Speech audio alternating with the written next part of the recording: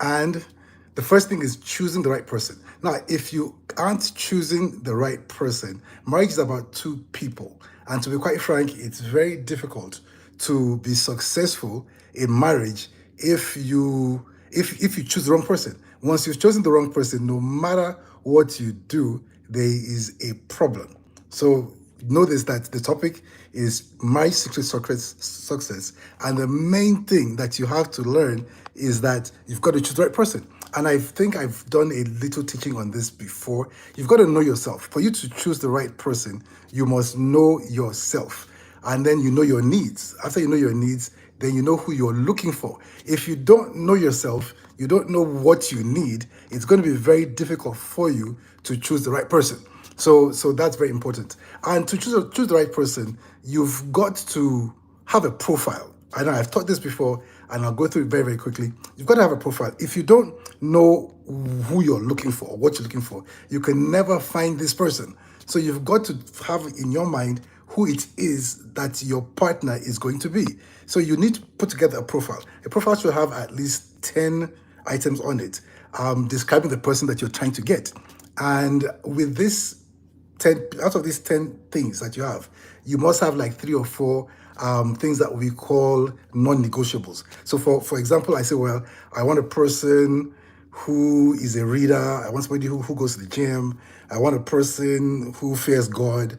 I want a person who is, you can say tall, yes, fine. I want a person who is patient, is polite, whatever it is. But there must be some things that I must have. And these must-haves are the non-negotiables. For example, I can say my non-negotiables, the person must be a reader. So because I am growing, I want to make sure the person I marry is growing as well. And the only way that you grow is being available to read, to watch a video, to do something. So for example, now, if I now find a person who matches everything I want, she's beautiful, she's everything, but she's not a reader. The problem is this, because that's my non-negotiable. If I marry a person that does not have my non-negotiable, I am going to try to make them have that thing or be that thing or be that person. So which means while I'm married to them, I will probably I will manipulate, I will control, I'll do many, many things because I need that thing. But I chose a person ignorantly that doesn't have something I need. It's not a want, it's a need. So when you're dating, when you're choosing the right person, you must know what you're looking for, then you must know what your non-negotiables are. And because you know what your non-negotiables are, you are able to choose a person that has the things that you need. And marriages work when the person you're with has the things that you need, because they can give you what you need, and that's very important. So choosing the right person is a big thing. This is Piidii. This is Piidii19 on Instagram, TikTok, and Facebook. So just follow me, subscribe, and hit the bell if you're on YouTube. Very good. The next thing is this. You've got to learn to marry for the right reason. Marry for the right reason. Now, I'll tell you this. Don't marry for sex. Many people say, well, I'll marry because, I'll have sex regularly. Don't marry for sex. Don't marry for babies. Some people say, well, I'm 40 years old, I'm 50, I need a baby, I need to get married now. And they want to marry for babies.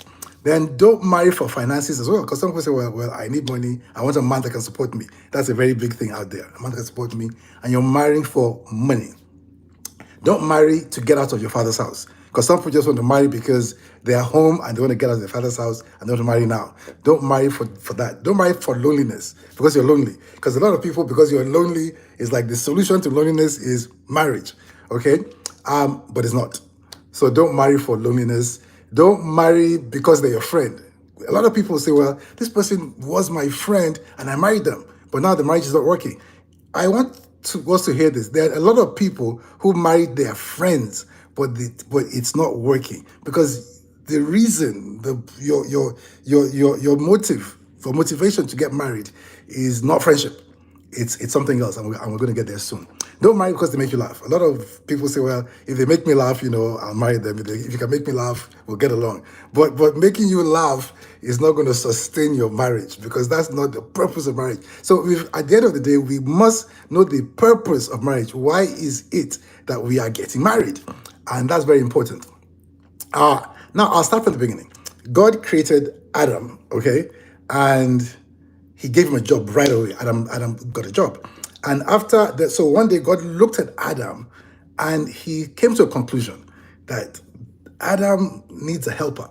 I want us to understand this. When God looked at Adam and said Adam is a helper, how well was Adam doing his work? How competent was he at his job? Obviously, if you think about it, he could have been doing great. If Adam was doing that work amazingly well, everything was perfect, God would never come to a conclusion that this man needs a helper. So God makes him a help. He now creates Eve, and as soon as Eve is created, God gives Eve to Adam, okay, to help him do his work.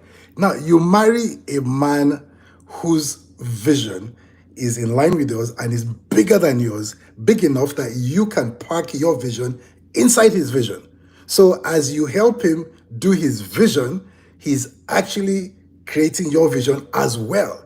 So sometimes I see ladies say, is it all about him? So it's about his vision. So my whole life is to now help another person to create their vision. What happens to my vision and everything like that? But you've got to understand this, that when you choose, you've got to choose a man whose vision is large enough to park your vision inside his vision. And as you help him to manifest his vision, your own vision as well is being manifested, is being attained.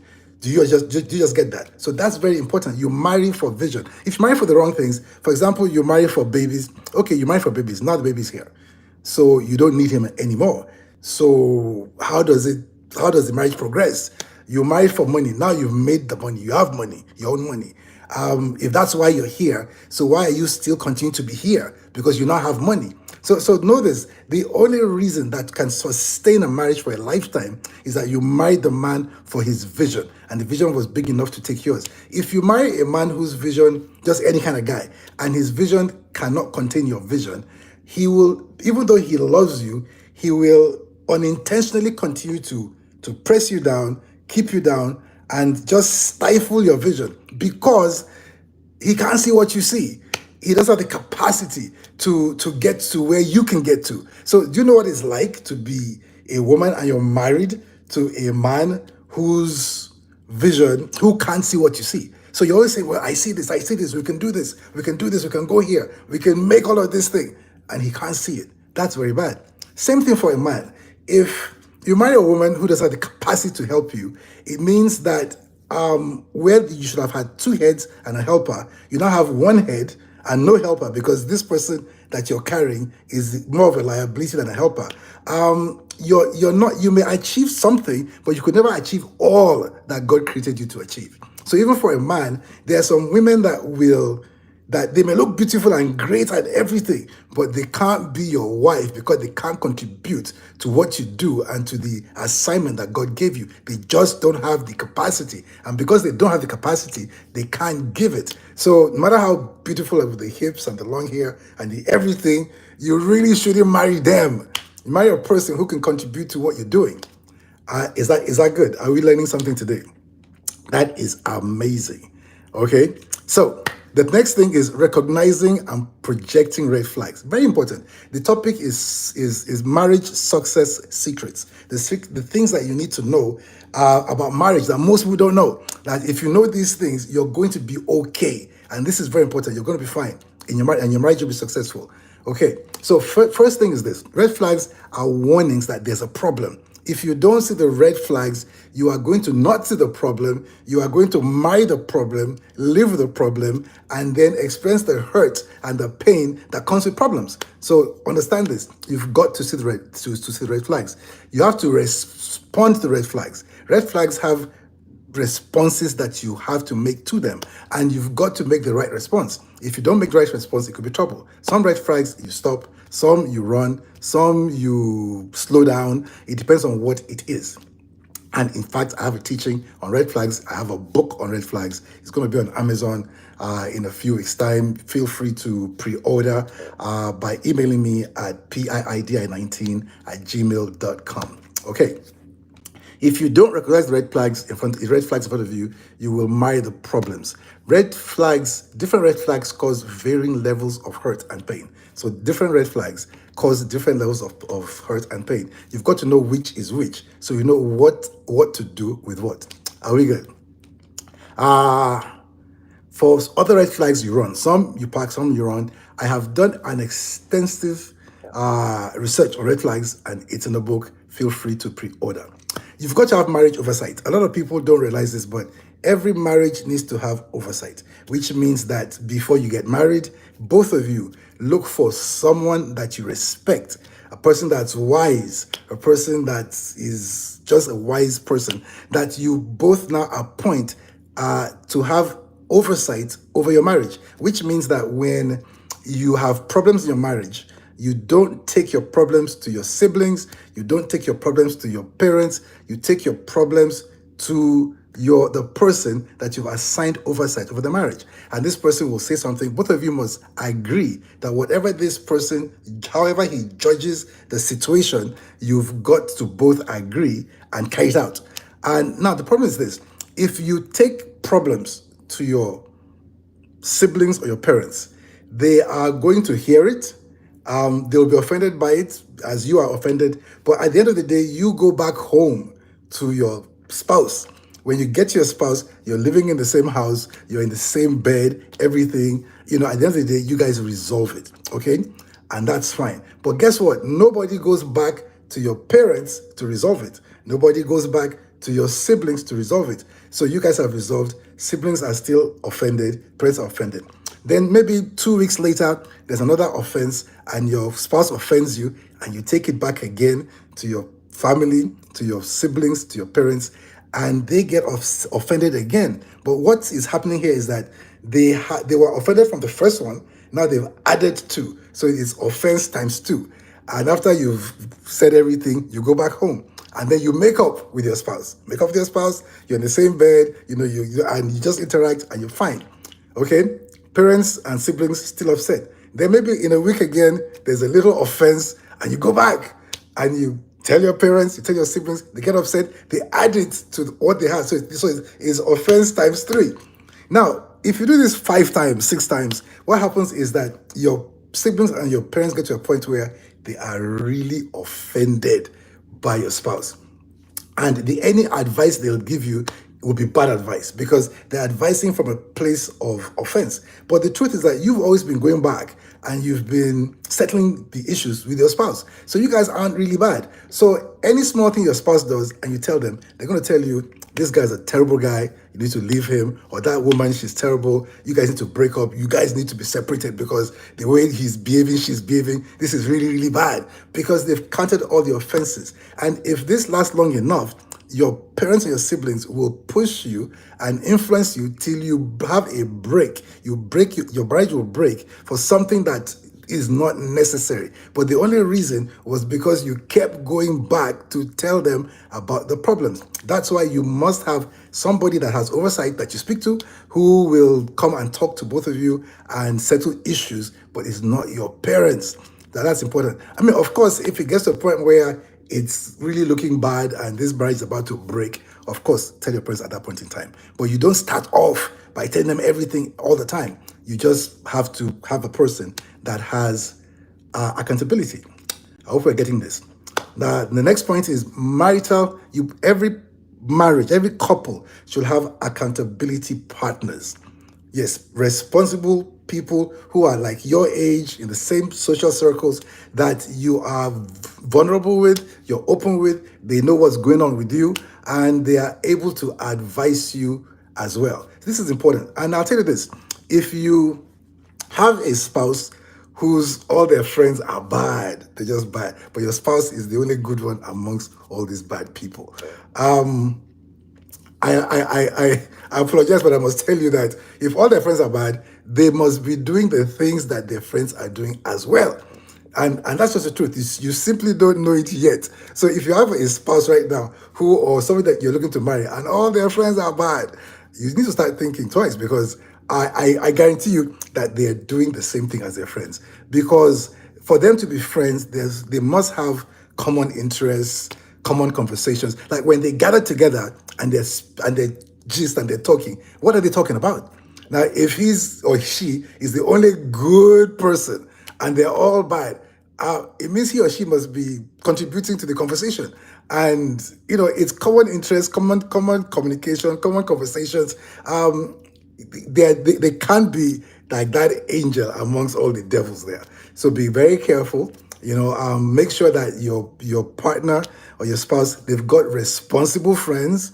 If they're married friends, friends that have the capacity to give good advice, where they're living a nice, good life, upwardly mobile and everything. But if they don't have any friends like that, that's a red flag on its own. That's really bad.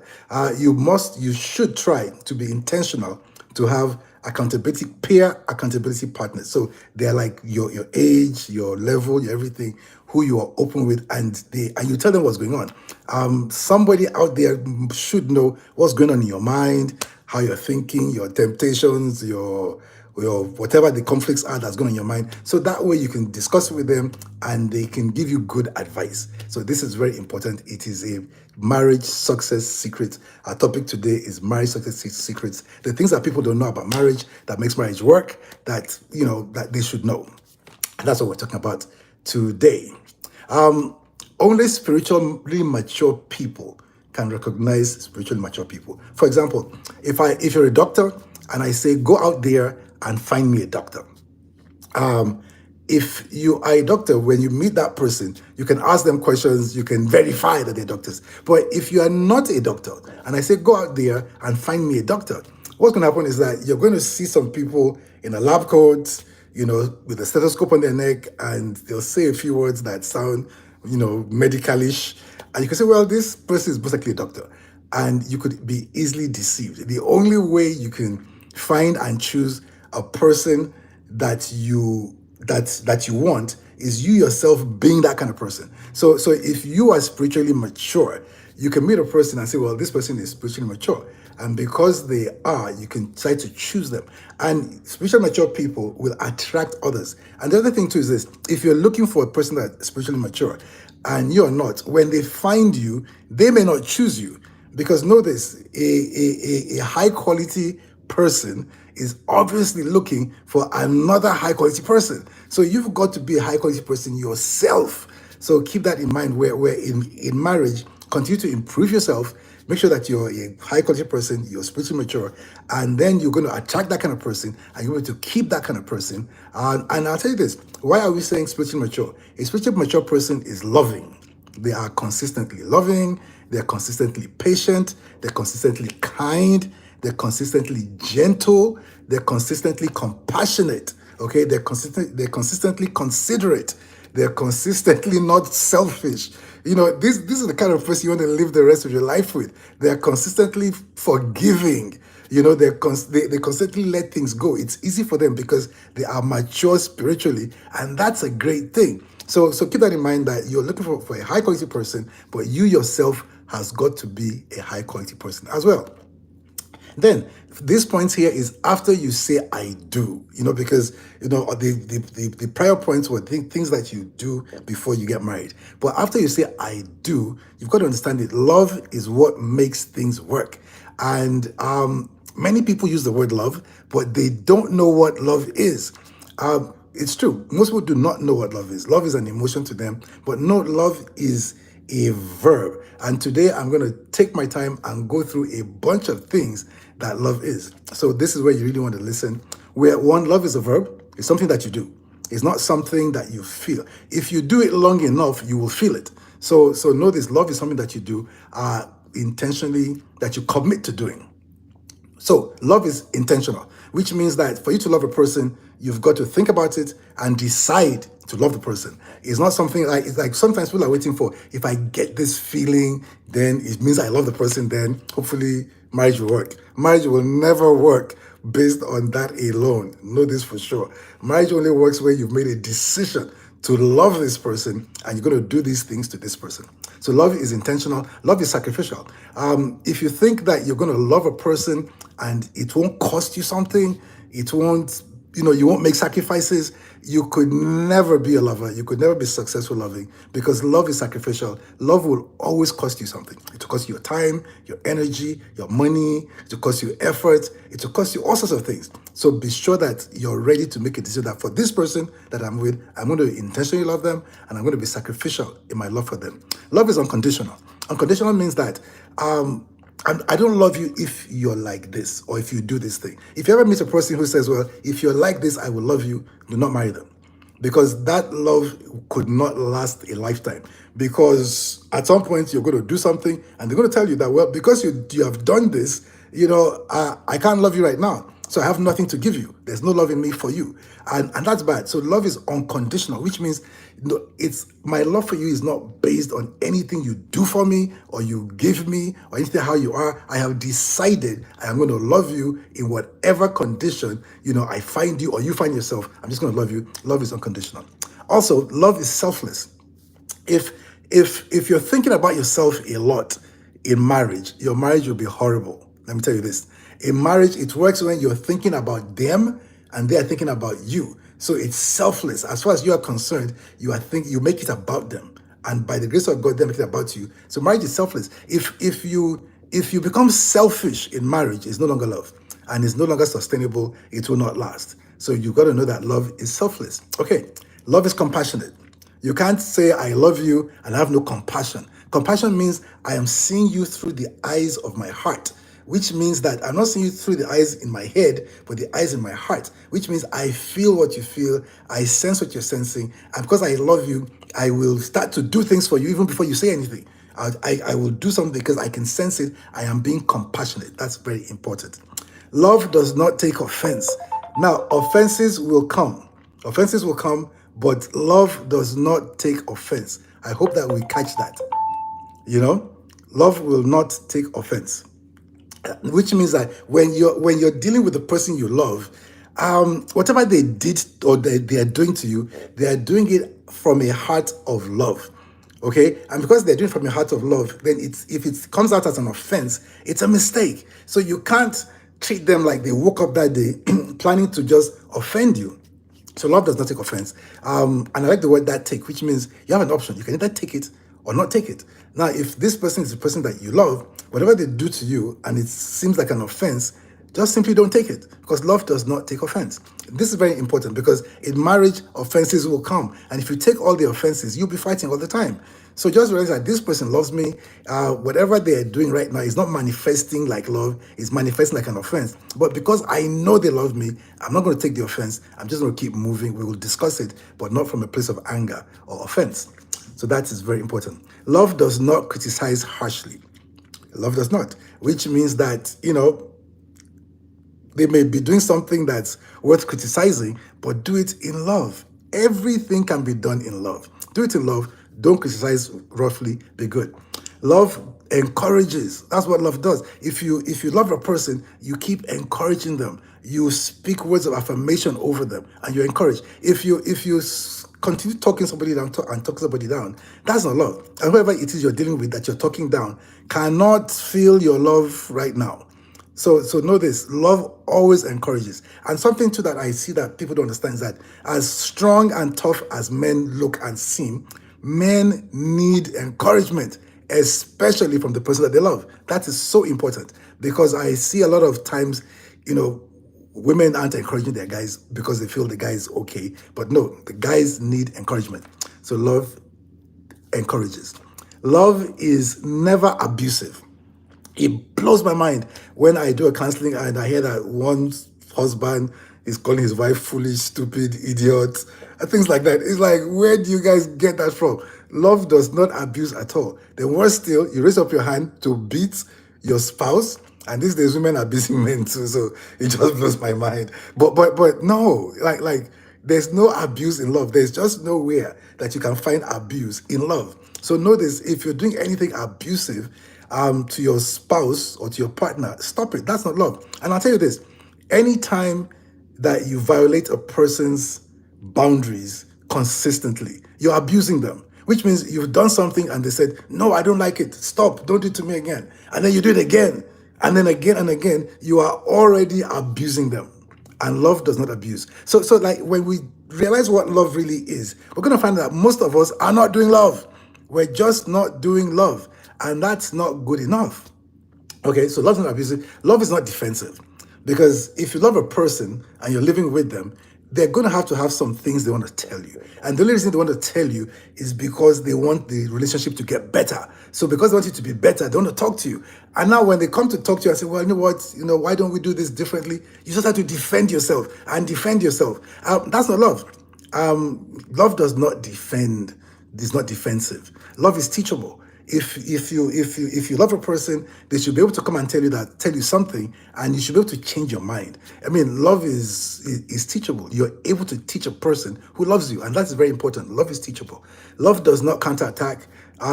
If you guys are the guys that say, well, you did this yesterday, somebody comes to you with a problem today, and all you have to say is that, well, you did that 2 weeks ago. That's a counterattack. And you don't want to do that. Love does not do that. Love is truthful. Love is simple. It doesn't manipulate. Love is not rebellious.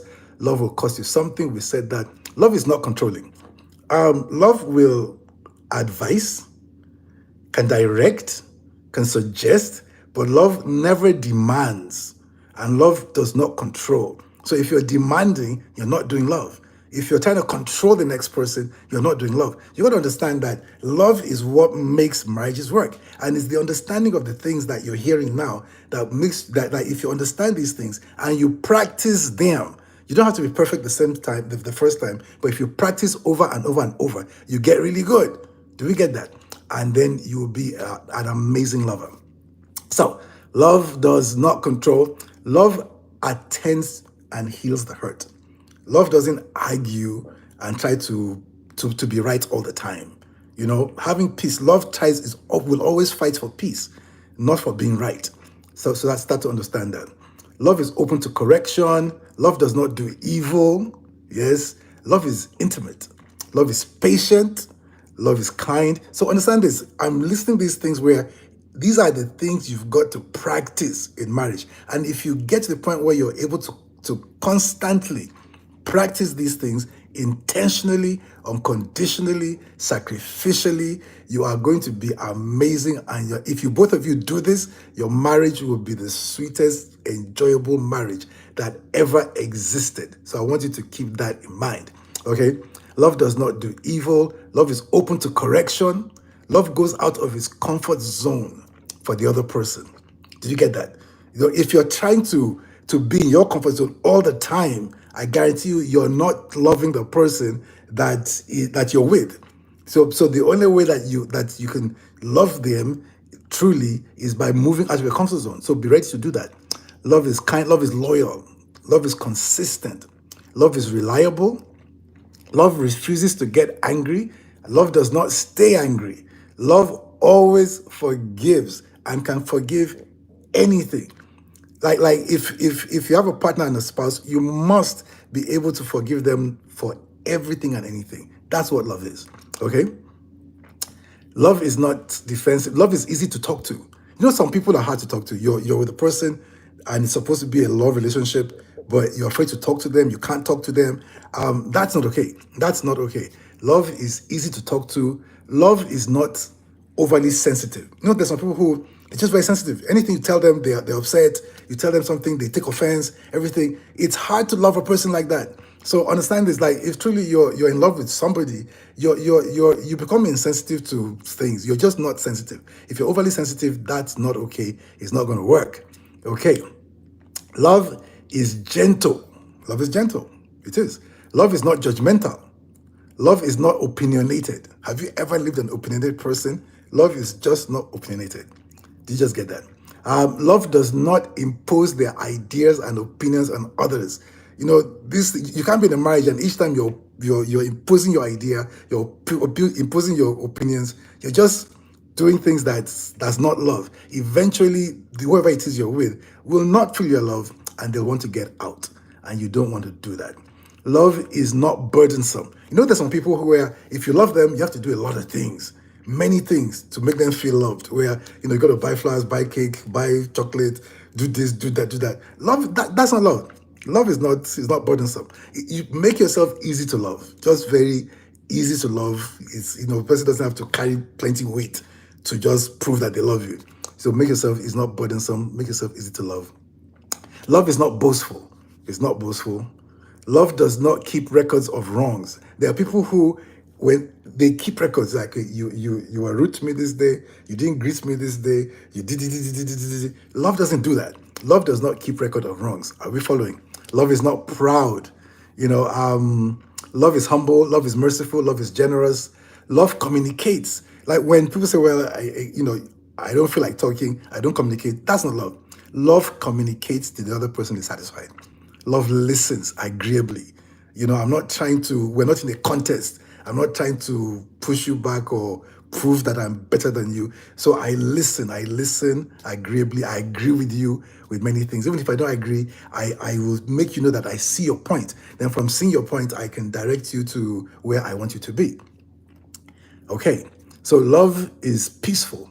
Love embraces. Love stays connected. Love is generous. Love does not isolate. Sometimes you meet a person that wants to isolate you from everybody around you. That's not love.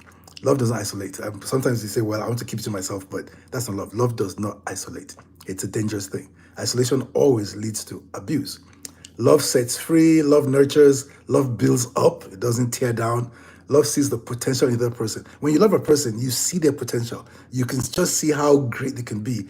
And you just by default start to try to help them achieve something. So that is really important. Okay. Love is faithful, love is beautiful, love is sweet. Love does not try to win. What does it feel like after you have defeated your spouse and then you're in the same bed at night? It can't work. It just cannot work. So love doesn't try to win. Love is not stubborn. Love is bold. Love does not cast away. Love lets things go, lets offenses go. Love is easygoing. Love is enjoyable. Love is joyful. Love smiles.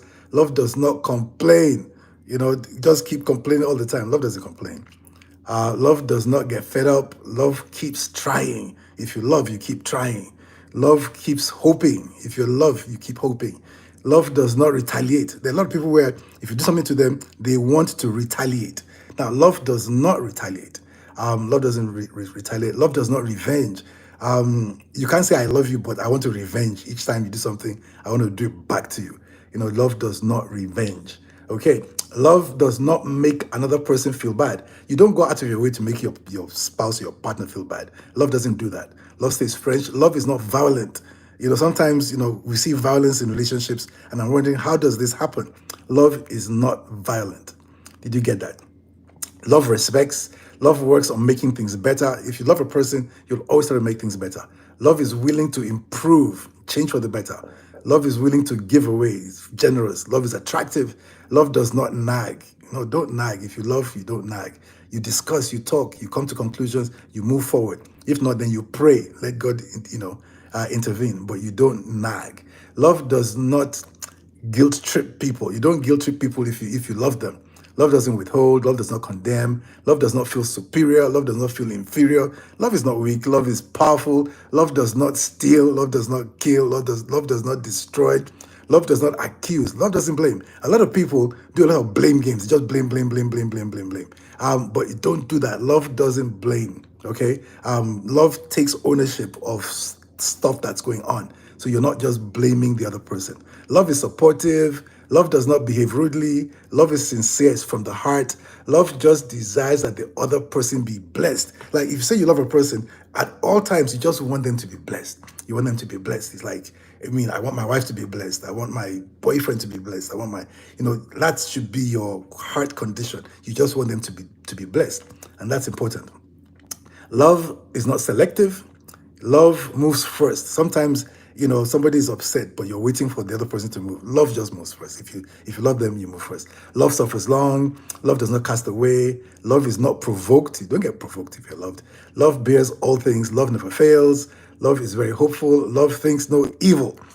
So we've gone through a whole bunch of things that love is. I hope that you play this over and over again till you figure that this is what love is. If you're doing anything that is contrary to what you've heard here, then it's not love. So if you're in a relationship with a person or you're married, but you are keeping records of wrongs, you're taking offense, you're doing all of these things that you shouldn't do, these things will work against your marriage and it will break the marriage down because it's not love. Love is what makes marriages work, and it's the knowledge of this love that makes your marriage work. So keep that in mind. Okay. Marriage is really sweet when both husband and wife are spiritually mature. I did that. Advantages of knowing and hearing God in a marriage. It's very, very important if in your marriage you're able to hear God, because God knows, He knows where you're going. He knows your destiny. He knows your destination. And if you can allow Him to be your guide by hearing what He says or what He's saying, it will guide you to your decision faster without too many mistakes, without too many wrong turns on the way. So that is very, very important. One of the marriage success secrets too, is that you've got to know that there's a difference between men and women. If you don't know the differences between men and women, you are going to have expectations that will not be met, and you're going to be frustrated, and it will make your marriage difficult, and you don't want that. Okay. Definitely, treat a woman like a woman, treat a man like a man. With women are cooperative, which means when they have problems, they are willing to get help. A lot of women can come together and solve problems. Women have different communication needs because they are women.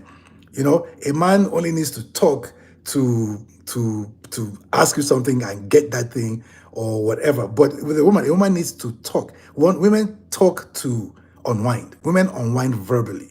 And this is something that most men do not know. Women unwind verbally, which means that they've been working all day, work, and like they say a woman's job is never done. That was probably said by a man. But in the evening, when all the work is done, they need to unwind, and they unwind verbally. So they want to talk. If you're married, you'll understand, you'll see that most times your wife wants to talk to you at night.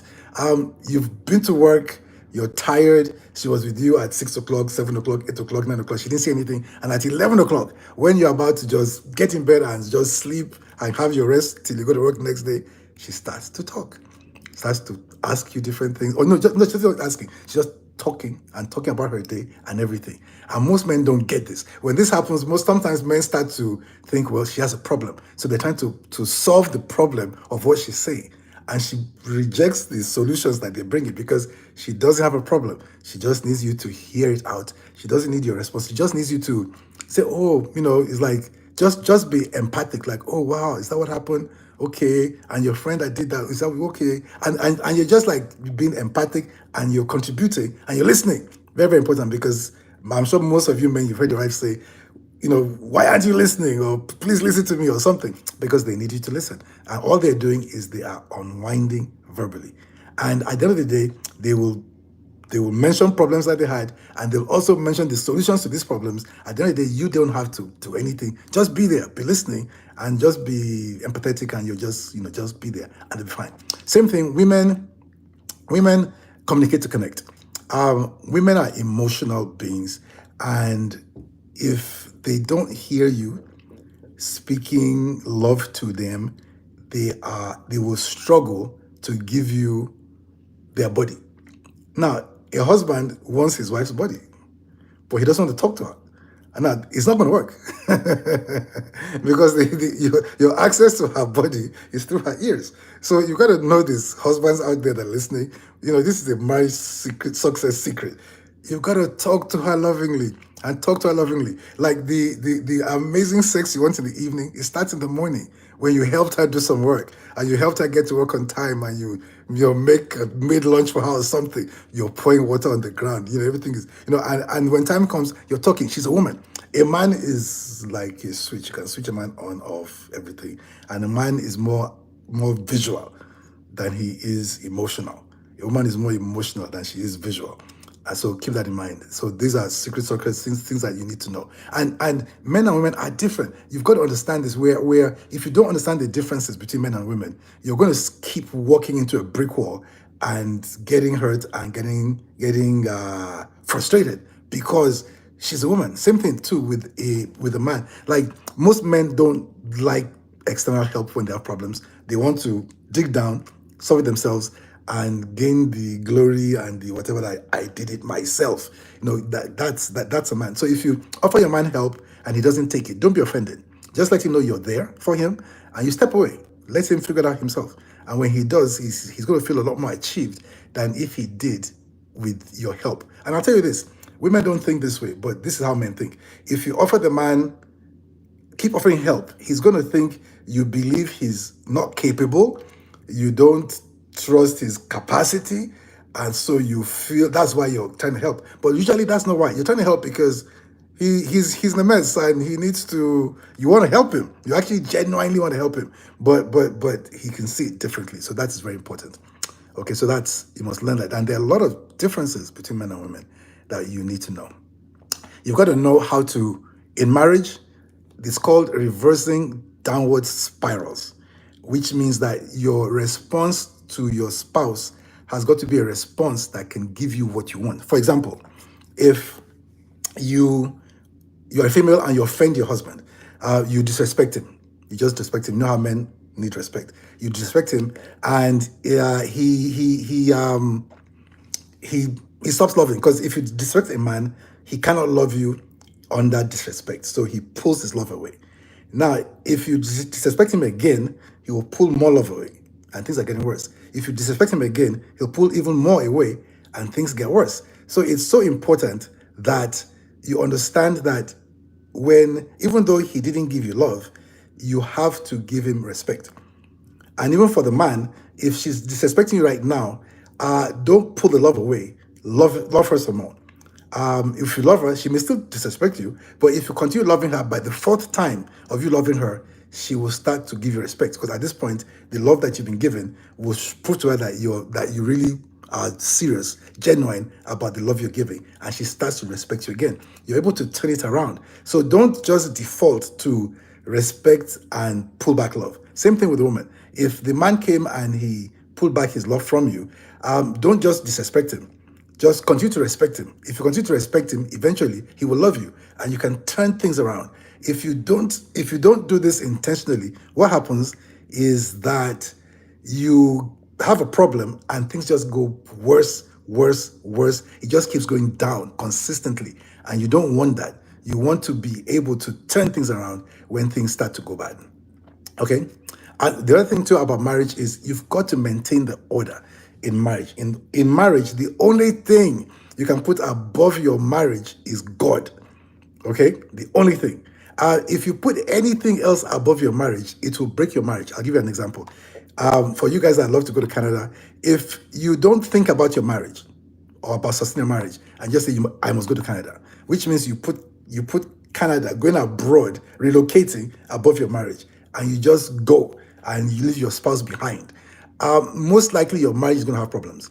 That move could break your marriage, and many people don't think about this till it happens, and then you go to wherever, and whoever is left here starts to drift and start to see other people, knock people off, get pregnant, whatever. But the issue why that happened is because you put something else above your marriage. You can't put money above your marriage, where because of your career you just make decisions that don't even help your marriage at all. Those decisions that you made that you didn't consider your marriage will eventually break your marriage. So one of the secrets you must know that when you're married, nothing can be above your marriage except God. If God is above your marriage, God will make sure things are working and is in order. But if you put anything else, it will destroy your marriage. So keep that in mind. Okay. If you're a woman, don't wear the pants in the house, which means that in marriage, the man is the head. If this man cannot lead you, do not marry him. So by the time you marry a man, know that he can lead you, then allow him to lead you. But if you're in a marriage and as a woman you start to lead, eventually the man will be frustrated, because no matter how easygoing a man is, he's going to want to lead at some point in time. So so make sure that you allow him to lead. So that's very, very important. Know this: in marriage, having peace is more important than being right.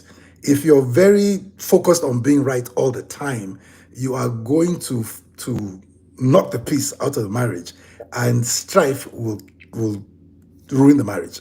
So notice there are times when you know you're right, but you're not going to fight for your right because you want peace. And that's okay. In marriage, peace is more important, a lot more important than being right. So keep that in mind. Okay? As a woman, you are expected, and you should be, the chairlady of his fan club. So, which means if your husband had a fan club, you'll be the chairlady. Because I know some women who, for some reason, they don't like to compliment their husbands. Even I hear this a lot. His head is already too big, so I don't even add to it at all. But that's a dangerous mindset, because you're not complimenting him, not telling him anything nice. But guess what? Outside, people are. And at some point in time, it's going to affect him, because he's hearing a lot more positivity on the outside and he's hearing nothing on the inside, because you think his head is already big. So please don't do that. Make sure that you compliment your husband. Like if he had a fan club, know this, you're expected to be the chairlady, which means you are the one, you are his chief fan person. Always like tell him, oh, you look good, you're doing well. You speak into his life, and he starts to be the person that you're speaking. So this is very important. You're able to design your husband. You continue to speak into his life, and you be that person. Are we good? Men are simple. Keep sex and food fresh and exciting. That's a very simple one. So men are simple. Okay, keep sex and food fresh, exciting. Men are visual as well, which means that give them something to look at. Too many times, you guys, you're in one cap like this, one big cap for your head, and then the biggest gown to go to bed and everything. Don't do that. Go to Victoria's Secrets or somewhere, buy something nice. Have be intentional about your look at home and in bed. Very important. Men are visual. Women are emotional. So if you're a man, make sure you are speaking love and you're gentle. You're telling her things that you're affirming her, and you're speaking into her. That's important to women. Sometimes men don't know that and they don't do it, but it's very important. Okay, to be intentional, to make sure that home is a place that everybody looks forward to coming back to. If you make home a place of conflict, a place where there's a lot going on that's not nice, then it is very possible that people don't want to come home, and that's not okay. I'll always make sure, no matter what's going on, make home a place that both parties are looking forward to coming to. Are we good? Let me see if I have any questions. If not, I'll come back. And the other thing too about marriage is that share each other's hobbies. It's very important. If you like for example, the guy likes to play video games. And he calls you each time he's going out. Come with me, let's go play video games. And you don't go. So he's always going out on his own. Chances are out there he's going to meet people that like video games. Some may be female, and that could end in a bad place. So share your hobbies, and also in marriage, shared experiences are very important. That we have shared experiences that we enjoyed, and the only way you're going to have shared experiences that you enjoyed is because you shared your hobbies. You go out together, you do stuff together, and things are good. Are there any questions on the screen? Yes, I'm here today till 3:30, which is already past. Any questions? Any questions? Let me find out if I have any questions. Give me a minute. Well, today is marriage secrets, success secrets. Yes. I will be with you in a minute. Any questions? Any questions? Yes, questions. I don't see any questions, so I will keep teaching. Okay. Let me check the screen here. Marriage success secrets. That's what we're doing today. I think I'll just teach some more, and then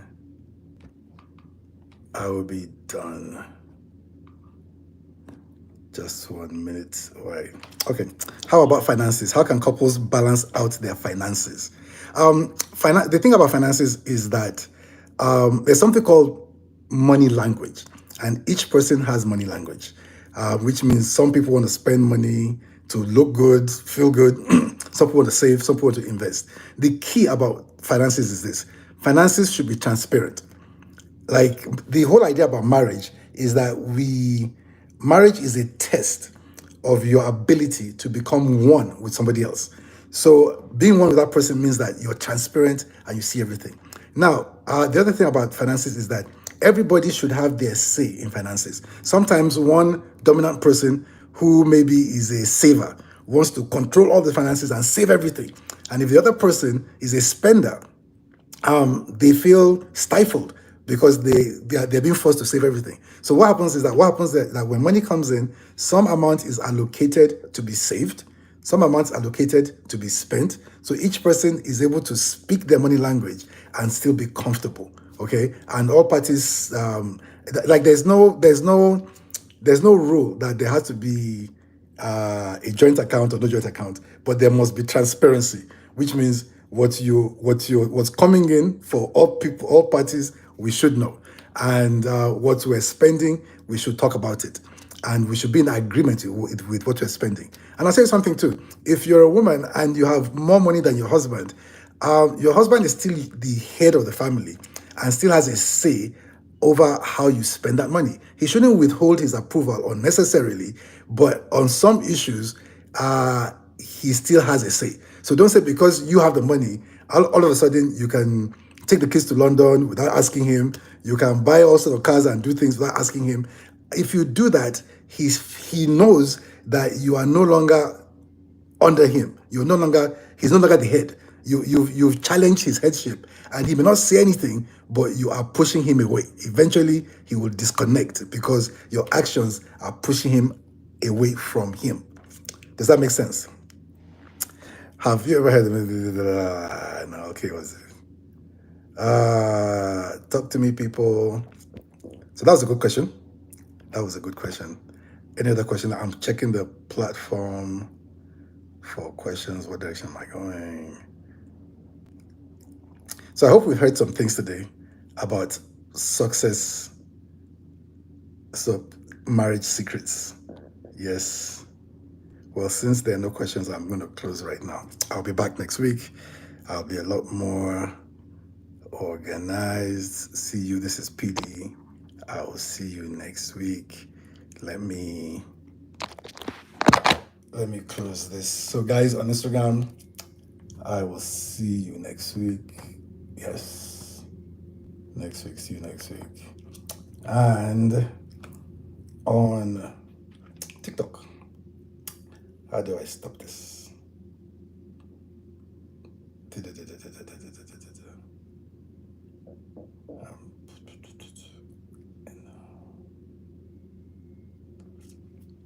That was rough.